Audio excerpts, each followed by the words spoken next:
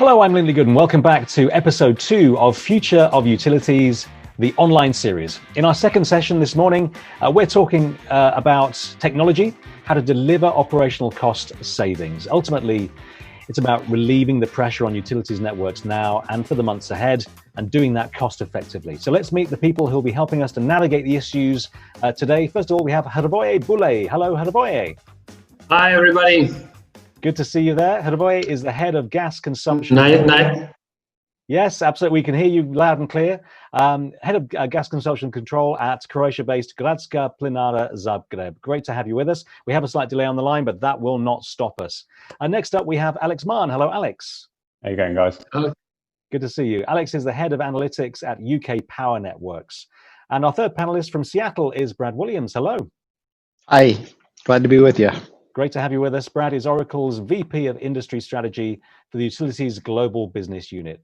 Great to have you all with us today. Okay, so we have about half an hour to cover as many issues and ideas as we can. Then it's over to you. As ever, send through your questions using the live Q&A box on your screen to our right. We'll get to as many as we can towards the end of our discussion.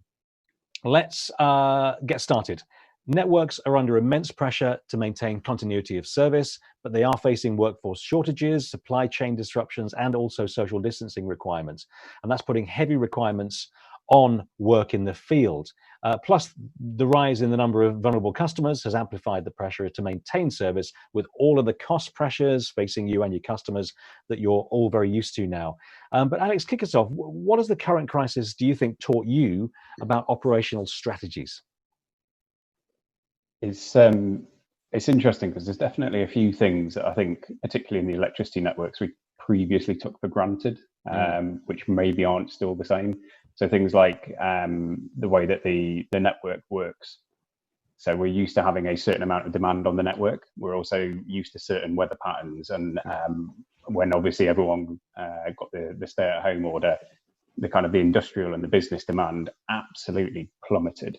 Yeah. By the same token, we've also had one of the hottest starts of the year ever. So we've had loads of solar, we've had loads of really good wind, which means that rather than being in a situation where supply is outstripping demand, and the networks know how to manage that, like to protect the network, you see incidents like we had last August where National Grid ended up with a couple of few million customers cut off. I think it was a couple of 100,000.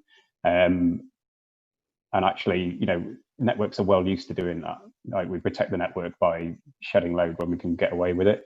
But on the flip side, now we're in the reverse, where we've got loads of supply and virtually no demand.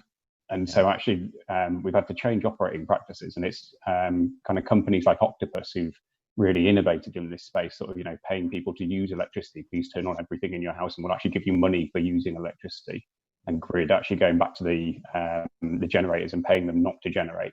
So the business model for a lot of these network businesses is going to be very different in the future. And I think it's a really strong indication of, this kind of distributed grid that we keep talking about, this future of decentralization and decarbonization. It's a really good example of, as a test case of what we're going to be facing in the future. Yeah. Hrvoje, have you seen any changes to operational strategies where you are, including obstacles that you found recently? Anything changing that you've had to adapt to in Croatia? Yes, just to maybe emphasize that we had two big problems in Zagreb where we are located.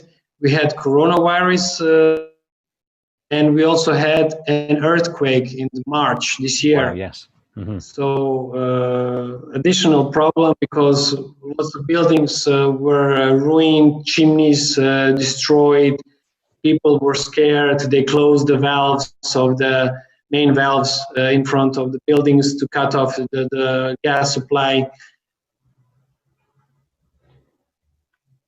Yeah, we've lost you there just for a second. We have lots of... Yeah, you're back with us, good? Yes. Yes, I'm back. So we have problems because of the earthquake and coronavirus as well.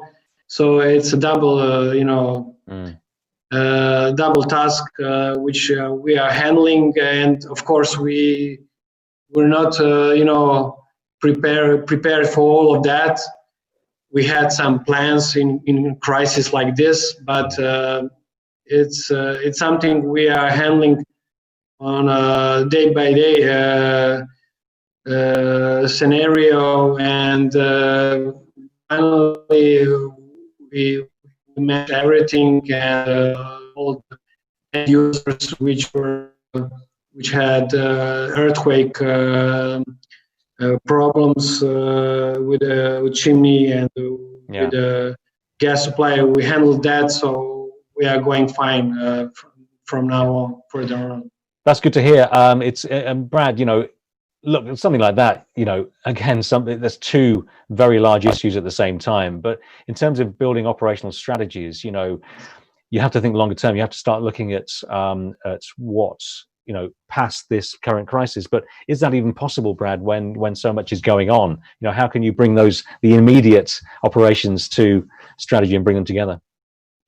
Yeah, I think one of the most important aspects of what we've learned is being agile, is being able to pivot quickly on these strategies, because things are changing daily in some cases, where we have a plan and that one isn't going to work anymore, so we need to respond very, very quickly. And also in these strategies to be thinking about time to value, meaning we can't wait multiple years in order to execute on these strategies. We need to look at how can we take little pieces of this and add value incrementally very quickly.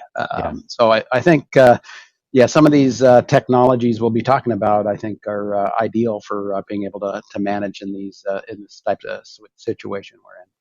Alex, we've already heard about a few obstacles that have been highlighted, certainly for Hrvoje over there. But actually, Brad mentions technology. So, in terms of technology, have you seen any obstacles with tech, or maybe where the tech is starting to show its real value in getting through these situations that we found recently?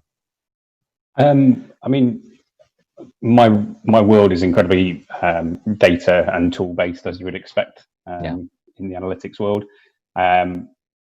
So I can't really talk to the frontline piece on it, but I can definitely talk around where the technology is helping internally with the insight. So if I think of everything in every business decision should hopefully inform an action, which then helps you achieve an outcome, then as long as you're starting with these things top down and you've done that upfront thinking before you engage with anything, then the technology option in the first instance kind of falls out just by logic. Because if you've gone outcome, action, insight, tools and techniques, then you've gone through a really sensible process. So you pick the right technology to address whatever the issue is. And I think what we've observed in a lot of circumstances, particularly when trying to get to those insights to inform the business actions, we've been finding that actually the tools don't need to be complicated. We don't need super fancy platforms. We don't always even need the cloud. A lot of the things that we do just to get the insight that the business needs is just to work on basic Excel and things. So for me, the technology doesn't always need to be a multi-million-pound system or a data lake. The answer is definitely not a data lake. The answer is actually about starting off with the outcome and making sure that when we're talking to the operators and those end users, that we're designing something that addresses their specific issue and that they've bought into that solution. So making sure that we're co-developed with them.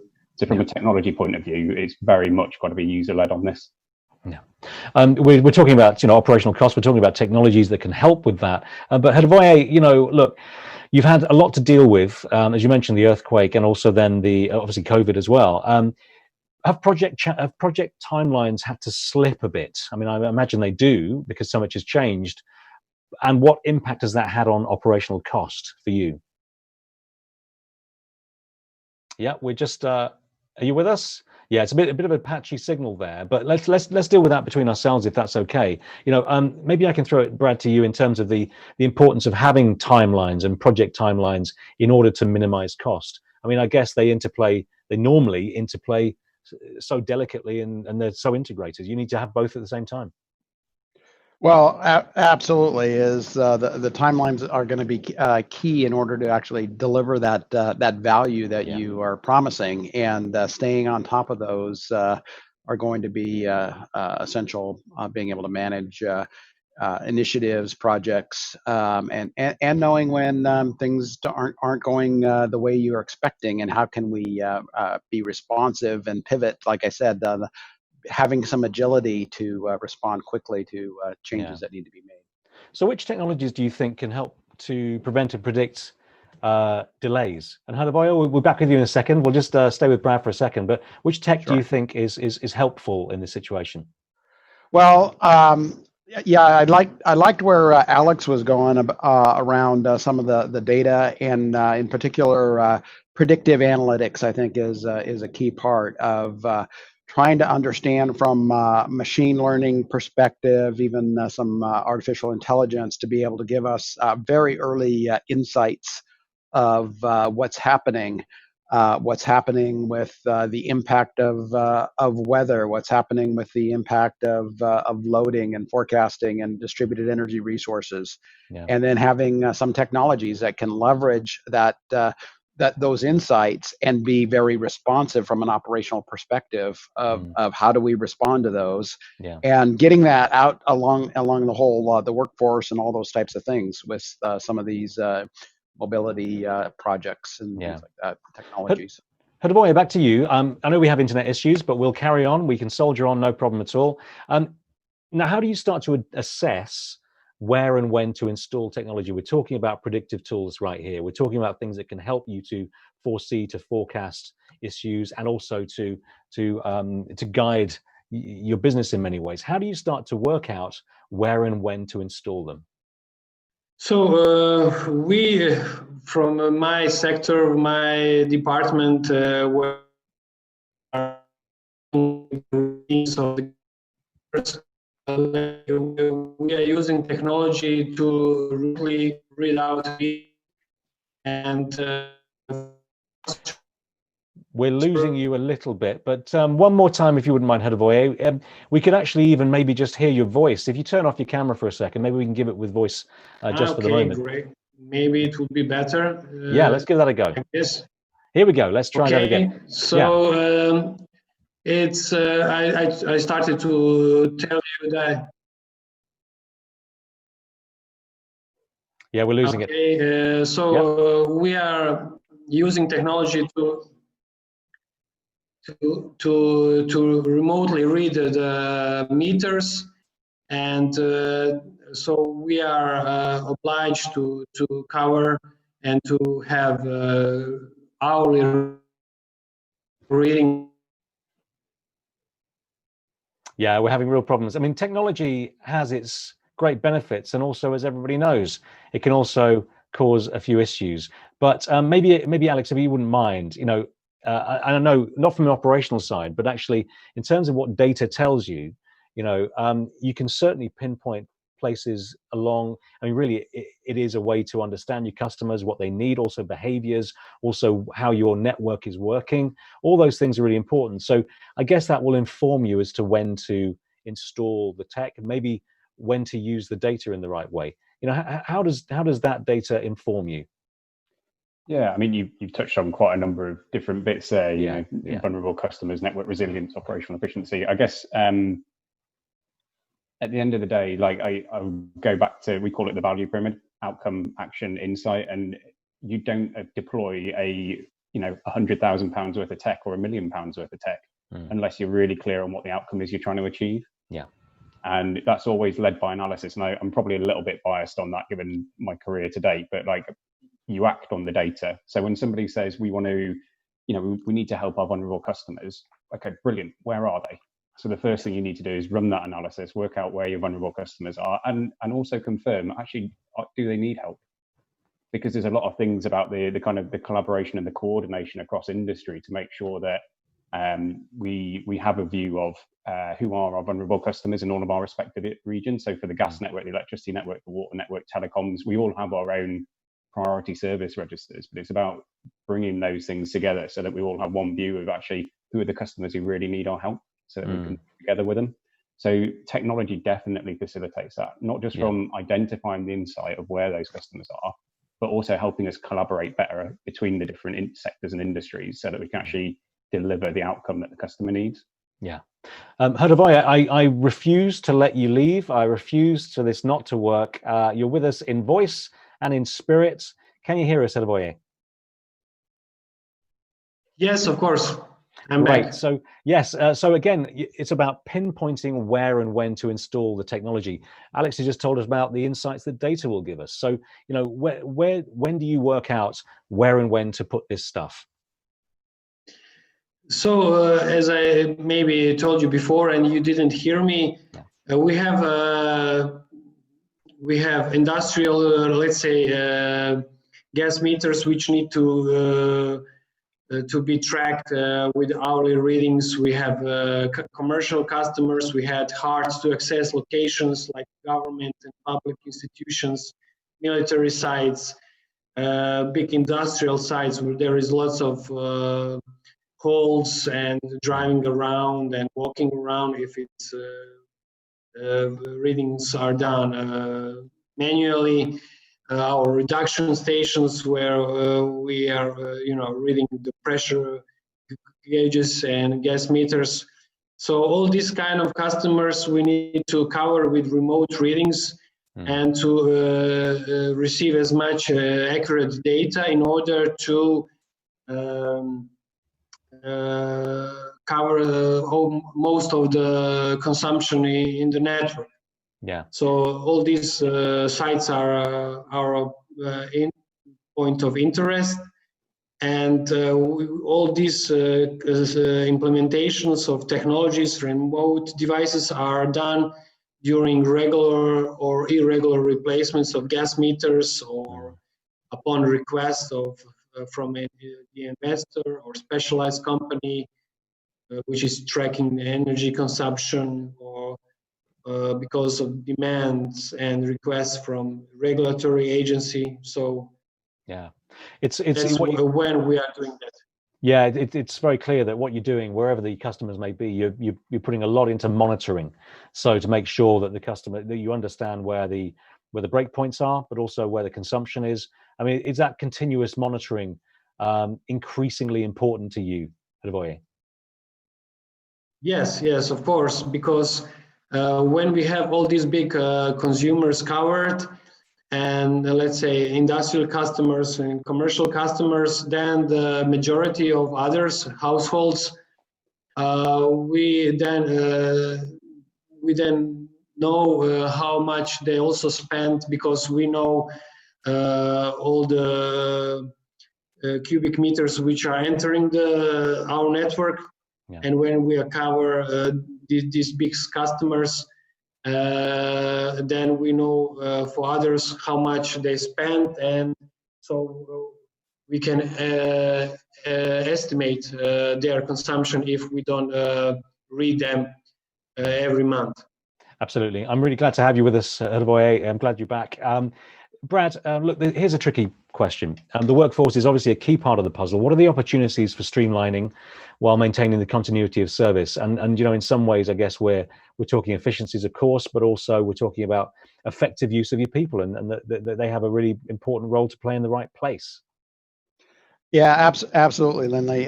So we live in a society where we're always connected with our smart devices, yeah. And I think that's what what we need to do with the workforce as well, is in order to provide the situation awareness back into the back office as well as into the field for safety, reliability, is we've got to be able to get good information. Not only in the back office for managing the networks, managing the customers, but to the field workers that are boots on the ground, working through some of these issues very quickly, and being able to leverage information in the palm of your hands through these tablets and smart devices. Even bringing in things like augmented reality to give the workers some visualization of what's the underground network, what's the state of that. How can we get an idea quickly of what is happening, and so I can be much more responsive to these issues that are going on. I mean, worldwide, we all know that we're all doing it right here. I mean, Hrvoje is struggling with his technological connection from home right now. You know, we know we're working from home. We know that will continue for some time. You know, to make the best out of the way we work in the future, again, technology is going to play this part. So how important is it for your for a client's entire team to be across the systems, across the technologies, to communicate more effectively and more efficiently? Efficiency comes in more than cost. It comes in the way you work as well, and how well you work. Yeah, and I think that's key, is that we're managing the entire network, but being able to quickly identify where these problems are, and getting the right people to the right place, Yeah. or getting even the remote workers access to the information they need to be responsive. So I think that's key, and technology is giving us that capability through some of these advanced analytics and so forth. Alex, what's happening where you are at UK Power Networks? Are you I hear you're trialing some ways of working. How is that working? Yeah, I mean, there's definitely some interesting things that we're doing. You know, particularly on the analytics side, we spent about 9 months in there and built some tools for the business, which I mean, shout out to my customer services colleagues. So Ian Cameron and Alex Williams, they've done a phenomenal job of adopting those tools and taking them forward. And you know, the difference that it's made is we've gone from sort of second, third place on a kind of rotating basis with other companies into first. So like if they're built in the right way and they're built with the front line to get them Brad, I really like your point on making sure that they have the right information, not the data, because people don't need the raw data. And with the exception of myself and, you know, the rest of the data community, there's probably not a lot of people that actually want the data. What they just want is this on, yes or no?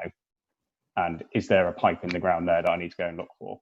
Yeah. So making sure that you build things for the end user. I reiterate that on every point. Like, it's so important, because that's how you drive the operational improvement.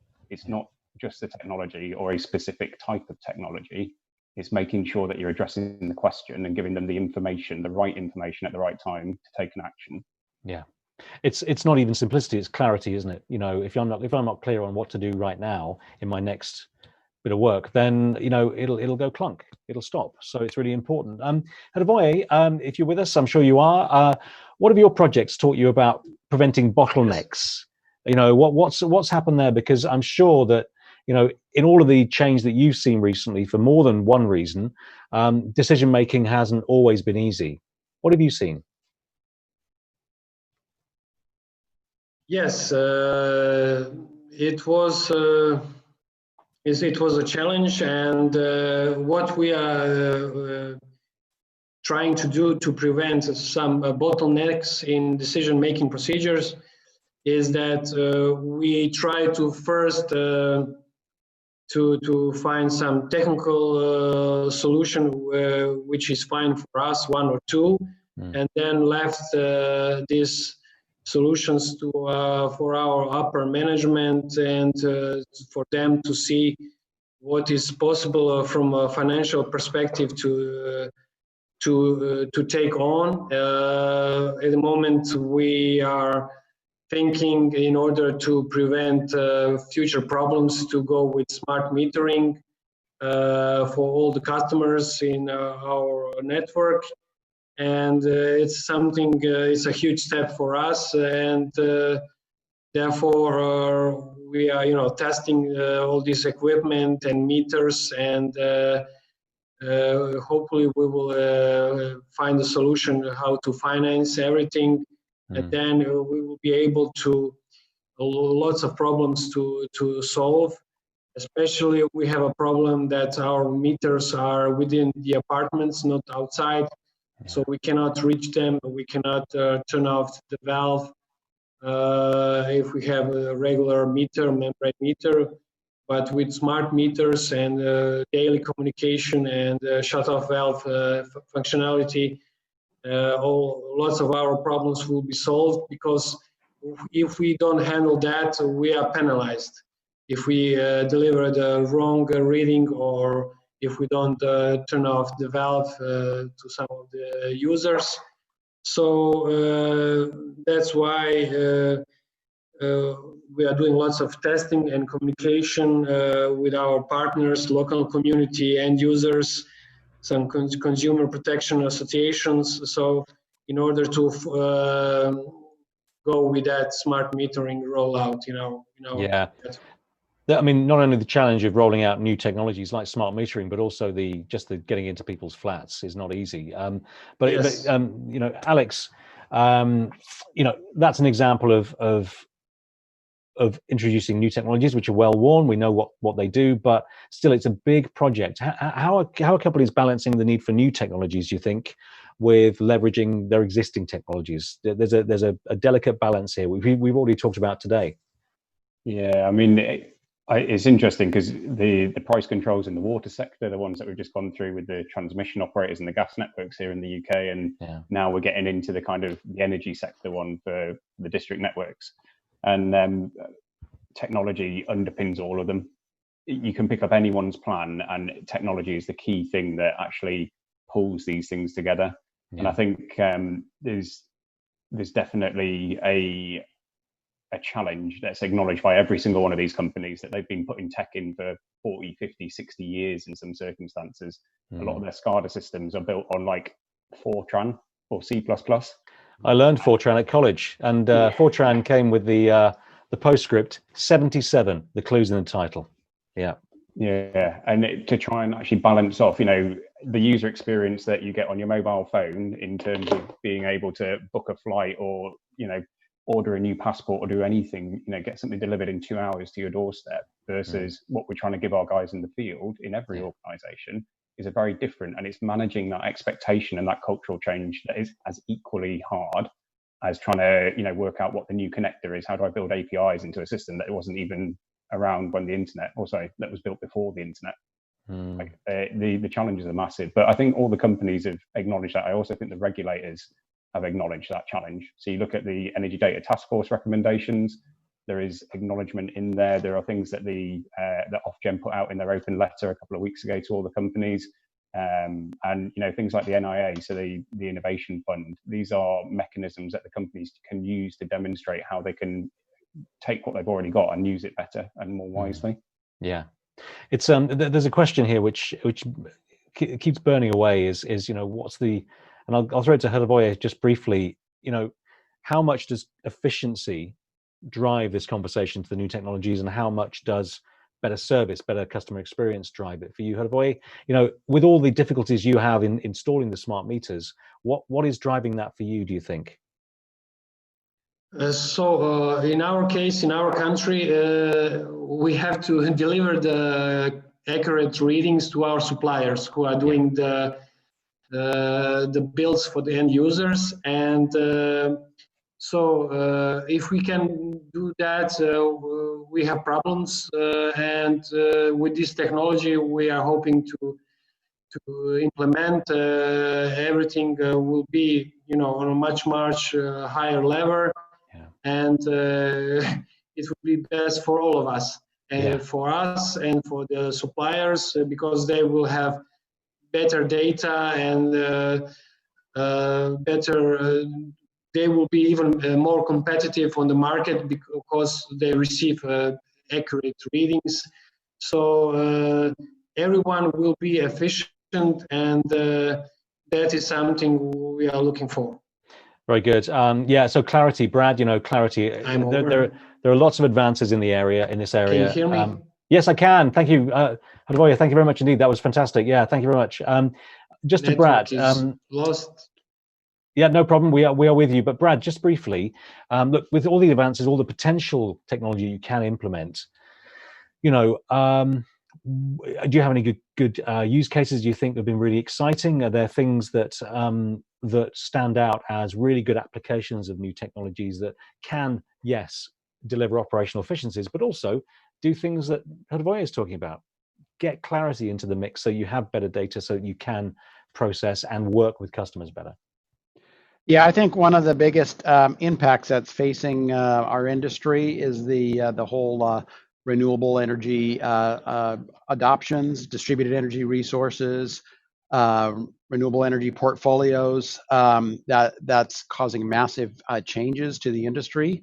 But this is excellent opportunity to leverage technology around some of the things we were talking about earlier, machine learning analytics, to understand what are the growth rates, what are the adoption rates, how do we forecast intermittency. And we've got customers in Ireland and Northern Ireland that have done some of these things around modeling what is the expected output of the wind suppliers, particularly on the impacts on the medium voltage distribution networks. And in many cases, there are times of the day when they have more generation than there is load, causing some potential unstable protection control issues that have to be managed and mitigated. And so that's where some of these analytics become very important, and to have tools that can be very responsive to that. So in that case, taking that one step further,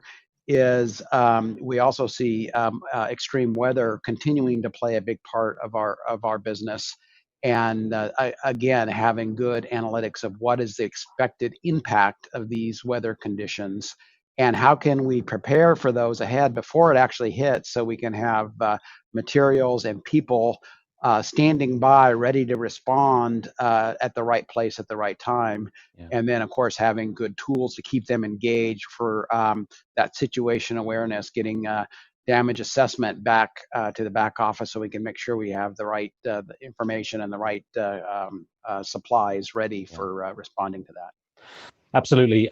So much to talk about. We have more time to talk about it, and we will talk about it based on your questions. Thanks very much, especially to Hrvoje so far, for staying with us and dialing in, but great stuff so far.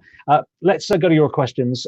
Please do keep sending them in. You can do that to the box to our right, and we'd love to hear from you. We have plenty here. So let's have a look. I haven't seen these, and the panel hasn't heard them, so if we can't answer them in full, please don't be offended. Okay. Here we go. Right. So, Alex, I'll throw it to you first of all. Do you believe that smart devices or mobility will add more leverage to the end users? So, do you think end users will appreciate more use of smart devices? What do you think, Alex? Absolutely. I mean, look at the success of the new market entrants in the retail side in the UK, like Octopus Energy, being able to offer those flexible tariffs. I think for people who like kind of management consultancy stuff, Simon Sinek and his Why, How, What, and that golden circle that he draws out. People don't want to be told, like, here's some creepy device that tells you about all your data. They actually want to be told, take control of your world. You have absolute control on it. And I think the increasing proliferation of these kind of services is only a good thing for the end consumer. I mean, long term, 70, 100 years from now, are the network's still going to get their duos payments for effectively managing the network? Given people will be self-generating, there's going to need to be a transition at some point in how that funding works to maintain those networks. But it's going to be an interesting world. Certainly will be. Certainly will be. Hrvoje, I'm going to ask this one to you, if that's okay. See if you can answer this. What is the easiest cost to avoid that is often forgotten? I think when we speak about smart metering rollouts, something which can be forgotten or not taken care too much is IT support, because it's we're not IT guys, and everything is going to this virtual reality and remote readings and IT network support. So this is something every company who is going in that direction needs to be aware that now it's not just enough to build the pipelines and to install the meters. You're going to a telecommunication section or part. And so you need new people which are educated for this kind of job, and so it's then there is a question: do we have our own network, or we just rent official one available in the area? So, in my opinion is that. It's maybe better to just rent the the existing network in the field and to do just what is your core business, and that's to deliver safely and to read out the meters. Brad, I'll throw it to you. Every company will have its own approach and its own customer needs, and its infrastructure will be slightly different. But yeah, is there a way that we can look at this? Because as Hrvoje says, it's an iceberg. You might think that all you're looking for is a really quick, seamless, great digital customer interaction, but actually, and with smart meters, an automated function there of getting the information across. But of course, there's a lot more that goes into it. So, is there an efficient way of approaching things like smart meter rollouts? Well, sure. And this is where things like cloud computing are becoming much more applicable into the industry, where before utilities would hold those systems tightly, we wouldn't trust it. Yeah. But I think the modern cloud applications we're finding are much more available, much more secure. But the even more important is you can stand these applications up very quickly. It's not a massive implementation project. In some cases, we're able to turn things on in a few months by taking advantage of some of the capabilities that exist in this area. And I do find that utilities are becoming much more open for these because of those reasons. Is because of the agility, the security, availability of these newer cloud-based solutions. Well, that's right. And understandably, any utilities company, whatever the nature of the utility, will have been very concerned previously that going to the cloud, it wouldn't have been secure, so the supply would be in danger. But actually, things are changing very fast. Alex, you were nodding there as well. Cloud. Without going into too much detail, can it be implemented quickly, efficiently? Is it something that any utilities company that isn't really yet quite there with can look at as a real prospect? Absolutely. There's some fantastic examples in the UK utility sectors already of organisations transitioning their core operating systems into the cloud. Yeah. I think the challenge, and Hrvoje touched on this a little bit as well, is the people. You've got to have the right skills to be able to do it. Otherwise, you're going to spend 20 million rather than 5 million. So there's that business case that needs to be written, and the acknowledgement that actually you're going to have to increase FTE sometimes to do this. Hrvoje, just one final question to you, and we'll throw it around briefly afterwards. A question here about outage management when the supplies go down. Now, you've experienced more than your fair share with the earthquake in March of probably outages, probably plenty of them. How do you keep efficiently working, if that's even a priority? How do you work efficiently, certainly clearly and quickly when there's an outage? How have you dealt with that, Hrvoje? So in such situations like we had with an earthquake, then the priority was our customers without the supply, and we for a while left all other jobs aside, and just in order to bring to the people the gas supply again, and so they can have warm water and heated houses. So that was our aim. Customers were the first one from the earthquake, customers without the supply to handle them. And after that, when everything was fine, we again put emphasis pressure to catch up all the delays we had because of not removing the meters we are obliged to, and to do the readings we are necessary to do that. So it's something you need to handle as much as you can. We are not Supermans, and we are doing as much as we can. So